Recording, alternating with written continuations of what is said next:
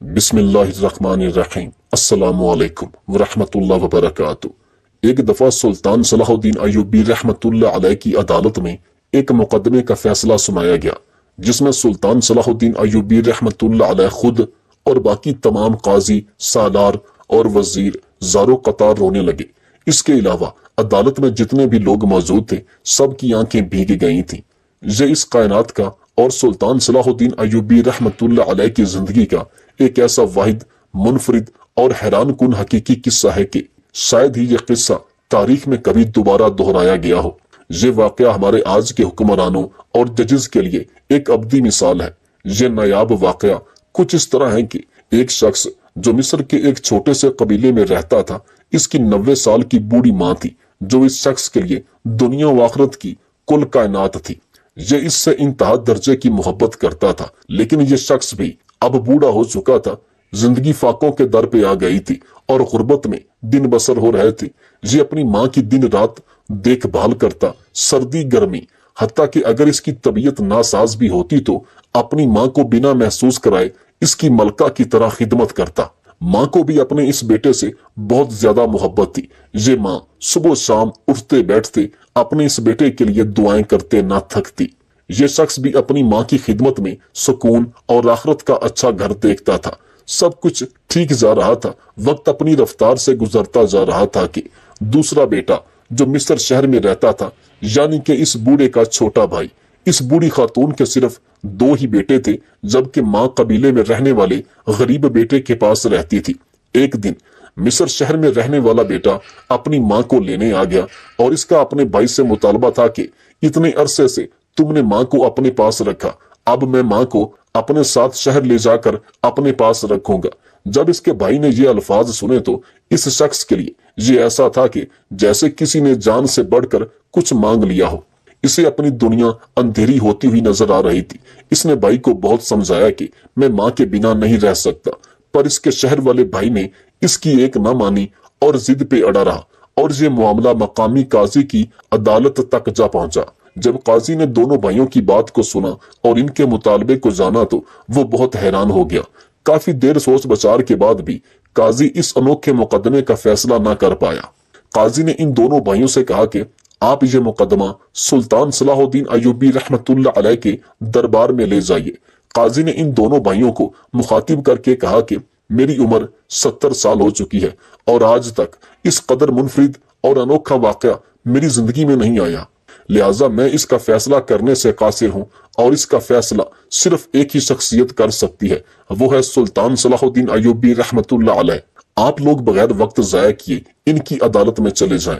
जब ये इंतहाई दिल खराश मुकदमा सुल्तान सलाहुद्दीन अय्यूबी रहमतुल्लाह अलैह की अदालत में पहुंचा तो सुल्तान ने दोनों भाइयों की बातें सुनी, जिनको सुनकर पूरे दरबार में मौजूद दीगर काजी, सिपाही और सुल्तान सलाहुद्दीन अय्यूबी रहमतुल्लाह अलैह बिल्कुल खामोश हो गए। दरबार के दरो दीवार में सन्नाटा छा गया था। कुछ देर की खामोशी के बाद सुल्तान ने सबसे पहले कोशिश की कि दोनों भाइयों के बीच सुलह हो जाए, यानी कि दोनों भाई आपस में अपनी रजामंदी से इस मामले को खुद ही सुलझा लें, पर ऐसा ना हुआ। सारे मामले को देखते हुए सुल्तान सलाहुद्दीन अय्यूबी रहमतुल्लाह अलैह ने कहा कि इन दोनों भाइयों की मां को अदालत में लाया जाए। सिपाही गए और निहायत इज्जतो एहतराम के साथ इनकी मां को अदालत में लाया गया। फिर सुल्तान सलाहुद्दीन अय्यूबी रहमतुल्लाह अलैह ने इन दोनों की मां से पूछा कि आपको किसके साथ रहना है। जब सुल्तान के सामने इन दोनों भाइयों की मां ने ये अल्फाज सुने तो वो किसी और ही आलम में जा चुकी थी और बिल्कुल खामोश हो गई। कुछ देर की खामोशी तोड़ने के बाद ये बूढ़ी माँ अपने दामन से आंखों को खुश्क करके कहने लगी कि मेरे लिए ये फैसला करना दुश्वार है। ये दोनों बेटे मेरी 2 आंखें हैं और कैसे मैं एक बच्चे के हक में दूसरे के खिलाफ फैसला कर सकती हूँ। मेरे लिए दोनों ही बराबर हैं और मैं इस बारे में अपने किसी एक बेटे के हक में कोई फैसला नहीं कर सकती, और जो फैसला सुल्तान मुअज्जम आप करेंगे मुझे कबूल है। जब इस माँ के ये अल्फाज सुल्तान ने सुने तो वो भी बहुत हैरान हुए। इसमें कोई शक नहीं कि ये मुकदमा अपनी नौइयत का वाहिद और इंतहाई दिल खराश मुकदमा था। फिर सुल्तान सलाहुद्दीन अय्यूबी रहमतुल्लाह अलैह ने कुछ सोच विचार करने के बाद मजीद निगाहें झुकाए दिल ही दिल में कुछ सोच रहे थे। फिर सुल्तान ने इस शख्स यानी बड़े भाई की माली हालत और सेहत की कमजोरी को बड़े ही गौर तलब निगाहों से देखा। फिर जबकि दूसरे भाई की सेहत की हालत और खुशहाली के असबाब को देखते हुए छोटे भाई के हक में फैसला सुना दिया। सुल्तान सलाहुद्दीन अय्यूबी रहमतुल्लाह अलैह के फैसला सुनाते ही वो बड़ा भाई दर्दनाक चीखों के साथ रोने लगा और अदालत इसकी आवाज से गूंज उठी। ये दाढ़े मार मार कर रो रहा था जैसे किसी की दुनिया उजड़ गई हो। कभी ये अपने सर में मट्टी डालता तो कभी दीवारों के साथ अपने सर को मारता। इसकी ये हालत देखकर ये शख्स बच्चों की तरह बिलक बिलक कर रो रहा था। इस सारे मंजर को देखते हुए सुल्तान सलाहुद्दीन अय्यूबी रहमतुल्लाह अलैह और अदालत में मौजूद बाकी काजी, सिपा सालार और तमाम वजीर, हत्ता कि अदालत में मौजूद हर शख्स अपने आंसुओं पर काबू न रख सका। सुल्तान सलाहुद्दीन अय्यूबी रहमतुल्लाह अलैह भी अपनी पगड़ी को सर से उतारकर चेहरे पर रखकर रोए जा रहे थे। फिर सुल्तान सलाहुद्दीन अय्यूबी रहमतुल्लाह अलैह रोते हुए अपनी निशस्त से उठ गए और अदालत में मौजूद दीगर काजी साहिबान और वजीर इस शख्स को गले लगाकर रोए जा रहे थे। ऐसा आलम कभी किसी आंख ने ना देखा होगा। खास तौर पर सुल्तान सलाहुद्दीन अय्यूबी रहमतुल्लाह अलैह की अदालत में आज तक ऐसा मंजर किसी काजी, किसी वजीर, किसी सिपाही ने हरगिज ना देखा था। आखिर जब इस शख्स ने अपनी मां के कदमों को बोसा देते हुए रुखसत होने की इजाजत चाही तो छोटे भाई की भी चीखें निकल गईं। ये वाकया पढ़कर गौर करें कि जिन बूढ़ी माओं को ओल्ड हाउस वगैरह में छोड़ दिया जाता है या इन्हें अलग कर दिया जाता है, अगर इन्होंने ये पढ़ लिया तो इन पर क्या गुजरेगी। अपनी मां को फरामोश करके बीवी और बच्चों के हर जायज नाजायज हुक्म की फर्माबरदारी करने वाले इसे जरूर पढ़ें। एक वक्त होता है कि यही माँ अपने 4-5 बच्चों को दिन रात की तकलीफें बर्दाश्त करके इंतहाई कठिन माहौल में परवरिश करती है। जब यही औलाद जवान हो जाती है तो इस माँ को 2 वक्त की रोटी देने से कासिर हो जाती है और सैकड़ों किस्म के बहाने बनाना शुरू कर देती है कि अब ये माँ फलां अपने बेटे के पास चली जाए, फलां भाई के पास चली जाए, ये खांसती है, ये मेरी बीवी से झगड़ती है, ये मेरे बच्चों को यूं कहती है। तरह तरह के उज़र पेश करता है। और गौर करें कि अल्लाह की अता करदा कितनी बड़ी नेमत को फरामोश कर रहे हैं। खुश नसीब है वो शख्स जिसकी माँ और बाप जिंदा है और इसे खबर है कि ये कितनी बड़ी नेमत मेरे पास मौजूद है। इसी तरह एक दफा एक बूढ़ा किसान सुबह के वक्त सुल्तान सलाहुद्दीन अय्यूबी रहमतुल्लाह अलैह की अदालत में हाजिर हुआ। अदालत में लोगों का हजूम था क्योंकि सुल्तान ने और लोगों के मुकदमात भी सुनने थे। तो सुल्तान ने इस बूढ़े किसान से अदालत में आने की वजह पूछी तो ये बूढ़ा किसान बच्चों की तरह चीख चीख कर रोने लगा।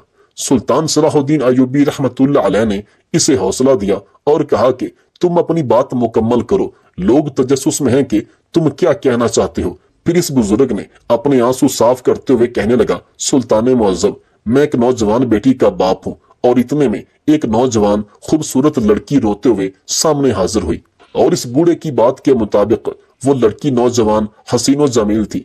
इस बूढ़े ने कहा, सुल्तान मुअज्जम, ये मेरी बेटी है और मैंने इसकी मंगनी अपने गांव के एक किसान के बेटे से कर दी, लेकिन मेरी बेटी गांव के सरदार के बेटे को पसंद करती है, लेकिन वो किसी और से शादी कर चुका है।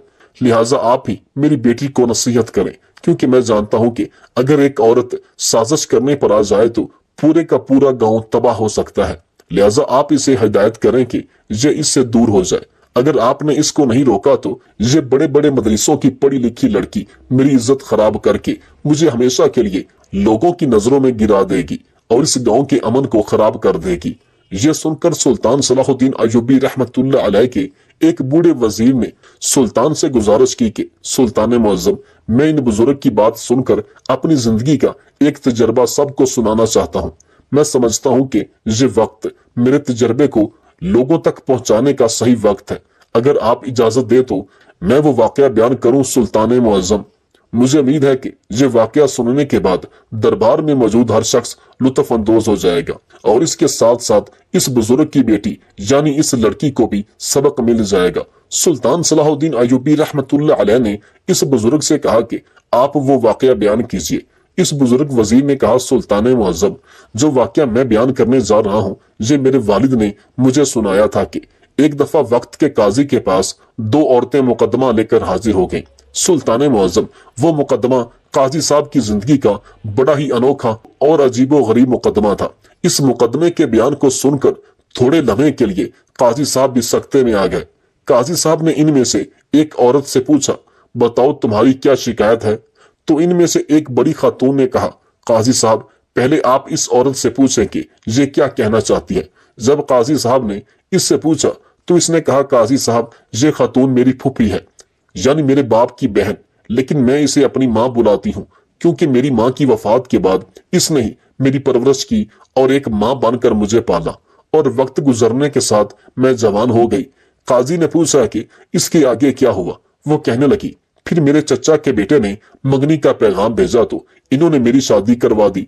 मेरी शादी को कई साल गुजर गए।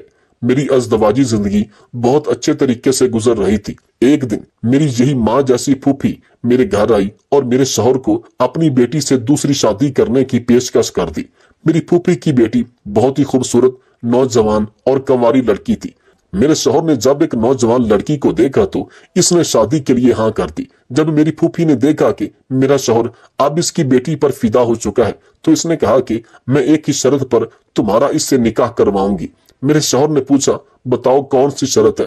तो इसने कहा कि तुम अपनी बीवी का मामला मेरे हाथ में सौंप दोगे। मेरे शौहर ने मेरी फूफी की शर्त मानकर मेरा मामला इसके हाथ में सौंप दिया और इसकी बेटी के साथ निकाह कर लिया। शादी के चंद दिन बाद मेरी फूफी मेरे पास आई और कहा, तुम्हारे शौहर ने तेरा मामला मेरे हाथ में दे दिया है, लिहाजा मैं तुम्हें तेरे शौहर की तरफ से तलाक देती हूँ।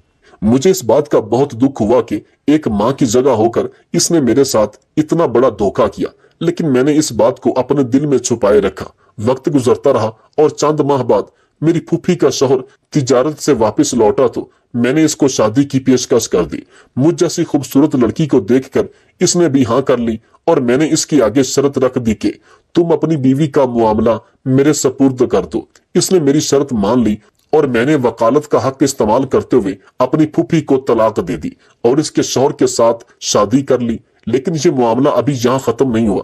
वक्त गुजरता रहा और चंद माह बाद मेरे दूसरे शौहर यानी मेरी फूफी के साबका शौहर का इंतकाल हो गया। इंतकाल का सुनकर मेरी फूफी और इसकी बेटी और मेरा पहला शौहर विरासत लेने के लिए मेरे घर पहुंच गए तो मैंने उसे कहा कि तुम्हारा विरासत में कोई हक नहीं मेरे घर में, क्योंकि मेरे शौहर ने तुम्हें अपनी जिंदगी ही में तलाक दे दी थी। लेकिन ये मामला गड़बड़ हो गया और हालात खराब हो गए। लेकिन इतने में जब मेरे शौहर ने मुझे दोबारा देखा तो वो मुझ पर दोबारा आशिक हो गया, क्योंकि मैं इसकी पहली मोहब्बत और मर्द अपनी पहली मोहब्बत कभी नहीं भूलता। लिहाजा मैंने इससे कहा, क्या तुम मुझसे अब दोबारा शादी करना चाहते हो? तो इसने कहा, जरूर करूंगा और शरई लिहाज से भी मैं तुमसे निकाह कर सकता हूँ, क्योंकि तुम्हारी मेरे साथ तलाक होने के बाद एक और मर्द से शादी हो चुकी है। लिहाजा मैंने इसके साथ शादी कर ली। लेकिन शादी से पहले मैंने इसके सामने एक शर्त रखी थी कि तुम मुझे अपनी दूसरी बीवी यानी मेरी फूफी की बेटी का मामला मेरे हवाले करोगे। इसने मेरी शर्त मान ली और जब मेरी इससे शादी हो गई तो मैंने अपने शौहर की वकालत का हक इस्तेमाल करते हुए इसकी दूसरी बीवी को तलाक दे दी और मैं इसकी बीवी बन गई। यह सुनकर इस खातून की फूफी ने कहा, काजी साहब क्या आप बता सकते हैं कि ये निकाह हराम है? क्योंकि इस लड़की ने न सिर्फ मेरे शौहर को मुझसे छीन लिया बल्कि अब मेरी बेटी के शौहर को भी मुझसे छीन लिया। काजी साहब ने कहा कि तलाक भी शरई तरीके से हुई और निकाह भी हर दफा शरई तरीके से हुआ, लिहाजा इसमें मुझे तो कुछ गलत नजर नहीं आ रहा। वो खातून वहां से शर्मिंदा होकर वापस चली गई और इस लड़की ने न सिर्फ अपने शौहर की विरासत पर हक पा लिया बल्कि अपनी फूफी के शौहर यानी अपने साबका शौहर का भी विरासत का सारा हिस्सा अपने कब्जे में कर लिया। जब यह कहानी वजीर ने खत्म की तो सुल्तान सलाहुद्दीन अय्यूबी रहमतुल्लाह अलैह ने इस बूढ़े बुजुर्ग की बेटी की तरफ देखते हुए कहा, ऐ बेटी, जिस तरह इस खातून ने अपने भाई की बेटी के लिए गड़ा खोदा, न सिर्फ इस गड़े में वो खुद गिरी बल्कि अपनी बेटी को भी डाल दिया। अगर तुम भी दौलत के लालच में आकर गांव के सरदार के बेटे का घर खराब करके इसकी बीवी की जगह लेना चाहती हो तो जरूर यकीन करो कि एक दिन तुम्हें भी इस घर में जगह नहीं मिलेगी। ये सुनकर वो लड़की उसी वक्त अपने बाप के कदमों में गिर गई और कहा, बाबा जान आप मुझे मुआफ कर दे, بے شک اللہ کے بعد آپ ہی نے میری بہتر رہنمائی کی۔ اور اس کے بعد وہ بوڑھا بزرگ اور اس کی بیٹی سلطان صلاح الدین ایوبی رحمت اللہ علیہ کے وزیر کا شکریہ ادا کیا۔ اسی طرح اویس نجمی مصر کا نامی گرامی مشہور بدماش اور ڈاکو تھا۔ ایک دفعہ وہ اپنے سپاہیوں کے ساتھ جنگل کے راستے میں چھپے ہوئے تھے تو اسی راستے سے ایک قافلہ گزرا تو اویس نجمی کی نظر قافلے پر پڑ گئی۔ یہ اپنے طاقتور سپاہیوں کے ساتھ اس قافلے پر حملہ آور ہوا تو اس کی نظر ایک کم سن بچی پر پڑی۔ اویس نجمی نے جب اس بچی کے باپ سے سونے کے سکے لیے اور واپس جانے لگا تو بچی نے کہا، اویس نجمی، ہر برے کام کا انجام ہوتا ہے، یہ بات یاد رکھنا۔ اپنی عمر کے لحاظ سے بچی نے بہت بڑی بات کی تھی، اس لیے اس کے باپ نے اویس نجمی کے دل پر اثر کیا۔ اس نے اسی وقت اس قافلے کو چھوڑنے کا فیصلہ کیا۔ اس نے قافلے کو سارا سامان واپس کر دیا اور اپنے ساتھیوں سے کہا کہ آج کے بعد ہم کسی سے کوئی چوری چکاری یا ڈاکہ زنی نہیں کریں گے۔ سب جا کر اللہ سے اپنے کیے گئے گناہوں کی معافی مانگو۔ سب ڈاکو جب اپنے اپنے گھر واپس چلے گئے، اویس مسجد کی طرف روانہ ہوا۔ کئی گھنٹے اپنے گناہوں کی معافی مانگتا رہا۔ پھر اچانک اس کے دل میں خیال آیا کہ اللہ تعالیٰ بھی مجھے تب ہی معاف کرے گا جب اس کے بندے مجھے معاف کریں گے۔ 10 سال میں اس نے کس کس کے ساتھ ظلم کیا یاد کر کر کے ایک فہرست بنائی۔ جن لوگوں کو اس نے لوٹا تھا فہرست میں نام لکھے۔ اس کو ایک یتیم اور بیوہ عورت یاد آئی۔ اسی وقت اس کے پیروں تلے زمین نکل گئی۔ وہ بھاگتا ہوا بیوہ کے گھر گیا، مگر اب وہاں دروازے پر ایک تالا لگا ہوا تھا تو پوچھنے پر کسی کو بھی معلوم نہیں تھا کہ وہ عورت کہاں چلی گئی۔ یہ وہاں اس کے دروازے کے ساتھ ٹیک لگا کر گھنٹوں روتا رہا۔ پھر اویس مایوس ہو کر اپنے گھر پہنچا۔ وقت تیزی سے گزرتا گیا۔ آخر ایک دن امام مسجد کے کہنے پر کہ نکاح نصف ایمان ہوتا ہے، اس نے فیصلہ کیا اور نہ چاہتے ہوئے بھی ایک عورت سے شادی کر لی۔ یہ شادی اس لیے نہیں کرنا چاہتا تھا کہ اس نے اپنی ساری زندگی میں شراب اور زناکاری کی تھی، دوسروں کی بیٹیوں اور بیویوں کے ساتھ زبردستی بدکاری کرتا رہا۔ اس کو خوف تھا کہ اگر میں نے شادی کی تو میری بیٹی یا میری بیوی سے بھی کوئی بدکاری یعنی زنا نہ کرے۔ لیکن آخر اس نے امام مسجد کے کہنے پر شادی کر لی۔ 2 سال کے بعد اللہ تعالیٰ نے اس کو ایک بیٹی عطا کی۔ اس کے دل میں اللہ تعالیٰ کا خوف تھا۔ اس نے ہمت نہ ہاری۔ جس یتیم اور بیوہ لڑکی کے ساتھ اس نے بدکاری کی تھی وہ مہینے میں 3-4 بار اس عورت کے گھر ضرور جاتا کہ شاید وہ عورت واپس آ جائے یا کوئی شخص مجھے اس کا پتہ ہی بتا دے، مگر اب وہ ہمیشہ ناکام ہی لوٹا۔ اویس کے چہرے پر ہمیشہ افسردگی رہتی۔ اس کی بیوی اس سے پوچھتی تھی مگر وہ خاموش رہتا۔ ایک دن وہ جمعہ کی نماز ادا کرنے کے بعد مسجد گیا اور امام صاحب کسی موضوع پر خطبہ دے رہے تھے۔ امام نے کہا کہ کسی کے ساتھ کیا گیا زنا یعنی بدکاری ایک قرض ہے، جس نے بھی یہ قرض لیا تو اسے دنیا ہی میں واپس کرنا ہوگا۔ یہ سنتے ہی اس کے چہرے کا رنگ زرد ہو گیا۔ جب وہ گھر واپس آیا تو دھاڑے مار مار کر رونے لگا۔ کبھی وہ اپنی بیٹی کی طرف دیکھتا تو کبھی بیوی کی طرف، مگر وہ کسی کو کچھ نہیں بتا سکتا تھا۔ بس اس نے اپنی بیوی سے اتنا ضرور کہا تھا کہ تم نے گھر سے باہر ایک قدم بھی نہیں رکھنا اور نہ ہی میری بیٹی کو باہر جانے دینا ہے۔ وہ جب گھر سے باہر کام کے سلسلے میں نکلتا تو گھر کو تالا لگا کر جاتا، اور اویس نجمی حد سے زیادہ ڈر چکا تھا اور بہت محتاط ہو گیا۔ اسی طرح کئی برس گزر گئے، حتیٰ کہ اس کی بیٹی جوان ہو گئی۔ اس نے اپنی بیٹی کے لیے ایک رشتے کی تلاش شروع کر دی۔ ایک دفعہ اویس گھر کو تالا لگا کر کسی کام کے سلسلے میں باہر گیا تھا، اور جب واپس آیا تو اس کی بیٹی کی طبیعت اچانک بہت خراب ہو گئی۔ وہ جلدی سے اپنی بیٹی کو ایک حکیم صاحب کے پاس لے گیا۔ حکیم نے اویس نجمی کی بیٹی کو دیکھا تو علاج کے علاوہ کئی اور خیالات اس کے ذہن میں گھوم رہے تھے، کیونکہ اویس نجمی کی بیٹی بہت ہی خوبصورت تھی۔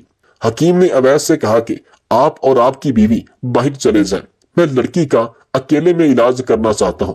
اویس حکیم سے اچھی طرح واقف تھا کہ وہ ایک شریف انسان ہے اور آج تک میں نے اس کی کوئی برائی نہیں سنی۔